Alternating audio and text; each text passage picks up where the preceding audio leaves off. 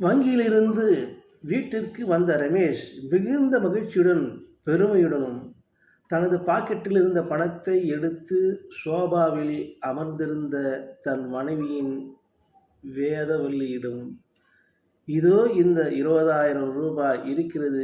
இன்று வங்கியில் நடந்த ஒரு சுவாரஸ்யமான விஷயத்தை உன்னோடு சொல்ல வேண்டும் என்றார். என்னங்க ஆச்சு, என்ன சொல்லுங்க என்றால் கேட்டார். நான் வங்கியிலிருந்து பணத்தை எடுத்து கொண்டு வருகின்ற போது ஒரு இளைஞன் எதிரே நின்று கொண்டு, கீழே உங்கள் 500 ரூபாய் நோட்டு கிடக்கிறது, எடுத்து கொள்ளுங்கள் என்றான். அதை உதாசனமாக நான் உதறி தள்ளிவிட்டு, அது என்னுடையது இல்லை, யாரோ ஒருவர் என்று நான் அங்கிருந்து விறுவிறு என்ற பைக்கை ஸ்டார்ட் பண்ணி கொண்டு நான் இல்லம் வந்து சேர்ந்தேன் என்றான். என்னங்க என்ன ஆச்சுங்க? இது போல் எத்தனையோ பேர்கிட்ட நான் பார்த்துருக்கிறேன். வங்கியில் பணம் போட்டுட்டு வரவங்கிட்ட 10 ரூபாய் 5 ரூபாய் கீழே போட்டுட்டு பிட் பாக்கெட் அடிக்கிறதும் செயின் இருக்கிறதும் இது போல் நான் பல கதைகளை புத்தகங்களை படித்திருக்கிறேன், நியூஸ் பேப்பர் படித்திருக்கிறேன், வாட்ஸ்அப்பில் பார்த்துருக்கிறேன், ஃபேஸ்புக்கில் எல்லாம் பார்த்துக்கிறேன், சிசிடிவி கேமராலெல்லாம் பார்த்துக்கிறேன். இப்படி இருக்கிற நிலையில் நான் எவ்வளோ உஷாராக இருந்தேன் தெரியுமா? எங்கிட்டயே பணத்தை 20,000 கொள்ளடிக்க பார்த்தான் அந்த ஆளுன்னு.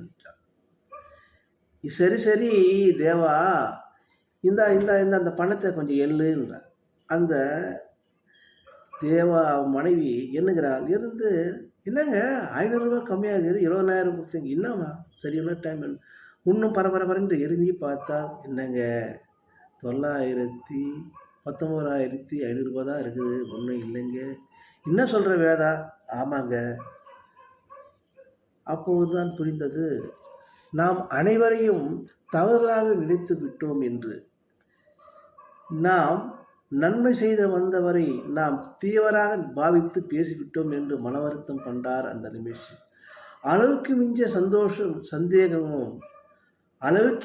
சந்தேகமும் தன்னை தவிர மற்றவர் அனைவரும் ஏமாற்றுபவர்கள் என்று தவறான எண்ணமும் சில நேரங்களில் நமக்கு கிடைக்க வேண்டிய நன்மையும் நம்மிடம் உள்ள உண்மையும் இழக்க செய்துவிடும்.